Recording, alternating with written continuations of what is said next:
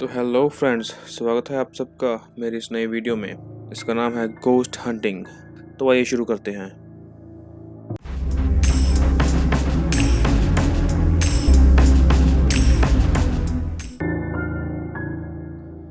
ये कहानी है विक्रम की। विक्रम एक स्कूल में पढ़ने वाला 13 से 14 साल का आम सा लड़का था। कुछ ही दिनों में विक्रम के स्कूल की छुट्टियां शुरू होने वाली थी।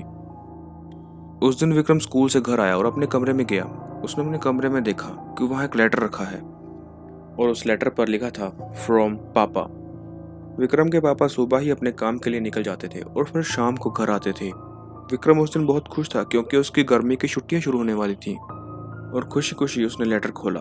उसे लगा कि शायद पापा ने कोई सरप्राइज प्लान किया होगा, इसीलिए लेटर लिखा है। पर उस लेटर को पढ़कर विक्रम थोड़ा सीरियस हो गया। उसके चेहरे की वो खुशी गायब हो गई। उसके माथे पर पसीना आने लगा। उसने वो लेटर फोल्ड करके वहीं रखा और तुरंत अपने स्कूल का होमवर्क खत्म करने के लिए बैठ गया। और उसी वक्त विक्रम की छोटी बहन कशिश, जो कि सिर्फ 12 साल की थी, उसके कमरे में आती है और उससे पूछती है कि भैया आपने पापा का लेटर पढ़ लिया? और विक्रम बोलता है हाँ पढ़ लिया, इसीलिए सारा स्कूल का होमवर्क अभी खत्म कर रहा हूँ। यह सुनकर कशिश बोली, तो आप आज शाम को जॉगिंग पे जा रहे हो पार्क में? यह सुनकर विक्रम बोलता है ओ, तो ये लेटर तुमने मुझसे पहले ही पढ़ लिया है? हाँ। विक्रम अपना होमवर्क खत्म करके लंच करने बाहर की ओर जाता है, पर आज उसकी भूख मर चुकी थी। उस दिन वो ठीक से कुछ खा भी नहीं पाया। विक्रम वो लेटर पढ़ने के बाद काफ़ी स्ट्रेस में आ चुका था। वो बार बार अपनी पॉकेट से एक डायरी निकालता और बार बार उसे पढ़ता, जैसे वो किसी चीज़ को रट रहा हो। वो बार बार उस डायरी में देखता और कुछ याद करने की कोशिश करता और फिर से उसको अपनी पॉकेट में डाल लेता। आखिर उस लेटर में ऐसा क्या था जो विक्रम इतना डर गया था, और उस डायरी में ऐसा क्या था जो विक्रम बार बार उसे पढ़ रहा था? इसका जवाब भी आपको इस वीडियो में आगे मिल जाएगा, इसलिए देखते रहिए। घड़ी पर 7 बजते ही विक्रम जॉगिंग के लिए निकल गया। वो जॉगिंग करते करते एक पार्क में आ गया। वो पार्क बड़ा ही सुंदर था। एक लेक के करीब बना वो पार्क बड़ा ही सुंदर लग रहा था, पर उस वक्त उस पार्क में कोई भी नहीं था। चारों ओर सन्नाटा और कोई आवाज नहीं। विक्रम ने सोचा कि रोज सुबह के वक्त जब वो इस पार्क के पास से गुजरता है तो उस वक्त यहाँ काफी लोग सैर करने आते हैं, पर इस वक्त यहाँ कोई क्यों नहीं है? और छोड़ो, कोई कुत्ता बिल्ली या कोई पक्षी तक यहाँ नहीं है, कुछ भी नजर नहीं आ रहा है। खैर, जॉगिंग करते हुए वो उस पार्क के काफी अंदर चला गया और फिर उसे धीरे धीरे ठंड लगनी शुरू हो गई। अभी वो ठंड लगने के बारे में सोच ही रहा था कि पार्क के लैंप पोस्ट के नीचे एक बेंच पे उसे कोई बैठा हुआ दिखाई दिया। थोड़ा पास जाने पर उसने देखा कि लाल ड्रेस में एक लड़की उस लैंप पोस्ट की रोशनी में किताब पढ़ रही है। उसने 2 सेकंड उसकी ओर देखा और फिर अपनी जॉगिंग करते हुए आगे की ओर चला गया। थोड़ा आगे जाते ही उसे अगले लैंप पोस्ट के नीचे वैसे ही लड़की दिखाई दी। वही लाल कपड़े, वही किताब, पर वो लड़की इस बार पिछली लड़की से थोड़ा ज्यादा खूबसूरत थी, उस पहली लड़की से ज्यादा अट्रैक्टिव। पर इस बार भी विक्रम वहां नहीं रुका। उसे 3-4 सेकंड के लिए देखा और जॉगिंग करता हुआ आगे चला गया। फिर विक्रम को ऐसा लगा कि जैसे उसे पीछे से किसी ने सीटी मारी हो, पर उसने ज्यादा ध्यान नहीं दिया और अपनी जॉगिंग जारी रखी और आगे चला गया। पर थोड़ा आगे जाते ही फिर से वही नज़ारा, एक लैंप पोस्ट के नीचे एक बेंच पे लाल ड्रेस पहनी हुई एक लड़की, पर इस बार उसके हाथ में कोई भी किताब नहीं थी। और इस बार वो लड़की पहले वाली खूबसूरत लड़की से भी ज़्यादा खूबसूरत दिखाई दे रही थी। वो सीधा विक्रम की ओर ही देख रही थी और हल्का हल्का मुस्कुरा रही थी। उसे देखकर विक्रम को ये समझ नहीं आ रहा था कि वो खुश हो कि एक बहुत सुंदर लड़की उसकी ओर देखकर मुस्कुरा रही है, या फिर वो डरे क्योंकि उसे यही लड़की इसी रास्ते पर 3 बार दिखाई दे चुकी है और हर बार पहले से ज़्यादा खूबसूरत। पर फिर विक्रम ने सोचा कि चाहे जो हो जाए वो भागना बंद नहीं करेगा, क्योंकि उस लेटर में उसके पापा ने यही लिखा था। उस लेटर में उस पार्क की लोकेशन बताई गई थी और बोला गया था, मेरे बेटे, मैं सोच रहा था कि वो प्ले स्टेशन 5 तुम्हें लेकर दे ही दूँ, पर उसके लिए तुम्हें मेरे एक छोटा सा काम करना होगा। आज ठीक 7 बजे तुम्हें इस घर से निकलना है और इस पार्क में जॉगिंग करते हुए एक साइड से एंटर करना है और इसकी दूसरी साइड से निकलना है। पर ध्यान रहे कि तुम्हें रुकना बिल्कुल भी नहीं है। अगर कोई चीज़ तुम्हारा पीछा करे तब भी उसकी तरफ मुड़ के नहीं देखना है, बस आगे की ओर भागना है। अगर पार्क में तुम्हें किसी भूत प्रेत का एहसास हो तो अपनी डायरी में लिखे उन मंत्रों को दोहराना जो मैंने तुम्हें दी थी। भूत तुम्हारे पास बिल्कुल नहीं आ पाएंगे। दरअसल विक्रम के पापा एक घोस्ट हंटर हैं और ये इनकी फैमिली में सदियों से चला आ रहा है। और ये लेटर देख के लगता है कि अब विक्रम की बारी थी अपने आप को प्रूफ करने की।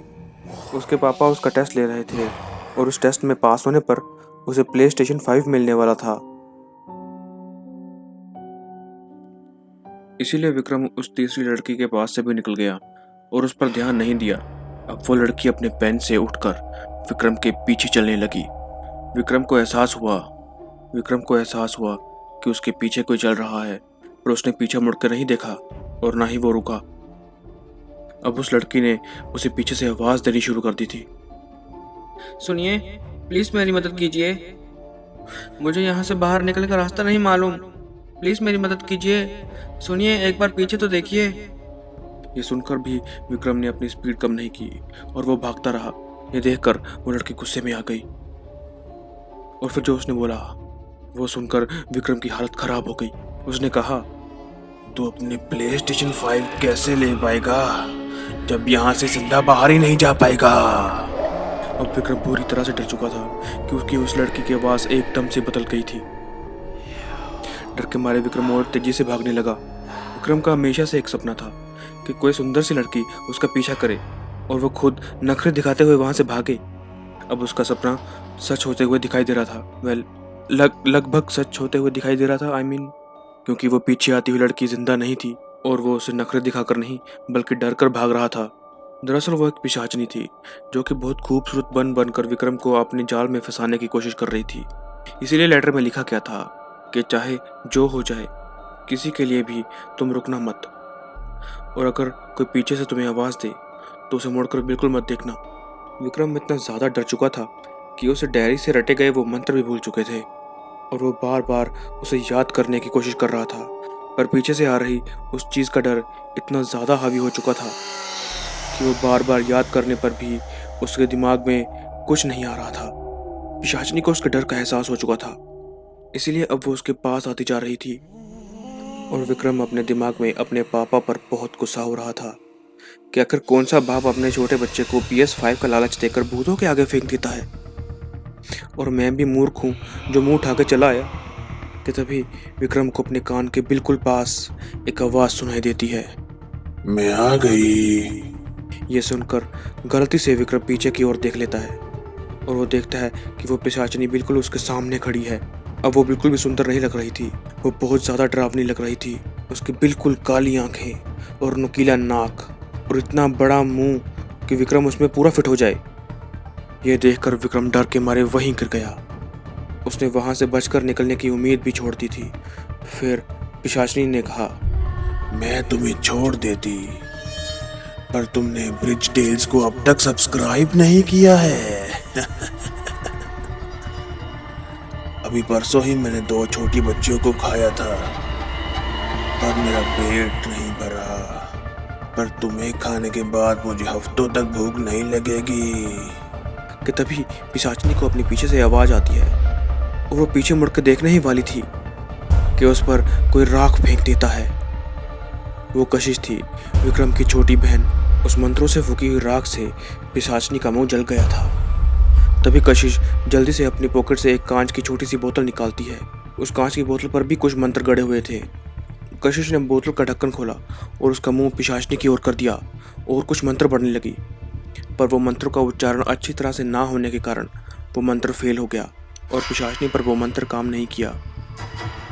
ये देखकर पिशाचनी कशिश पर हमला करने ही वाली थी कि विक्रम ने पिशाचनी के पीछे से बाल पकड़ लिए। अपनी बहन को मुसीबत में देखकर डरे हुए विक्रम में भी हिम्मत आ चुकी थी।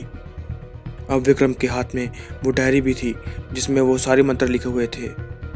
वो उस डायरी में से देखकर एक मंत्र पढ़ता है और पिशाचनी डर कर चीखने लगती है। उसका शरीर धुआं बनने लगता है और वो उस बोतल में समाने लगता है। बोतल में जाते जाते वो पिशाचनी बोलती है, मुझे जाने दो, मुझे जाने दो। भूत समाज में मेरी क्या इज्जत रह जाएगी। दो छोटे छोटे बच्चों ने मुझे पकड़ लिया।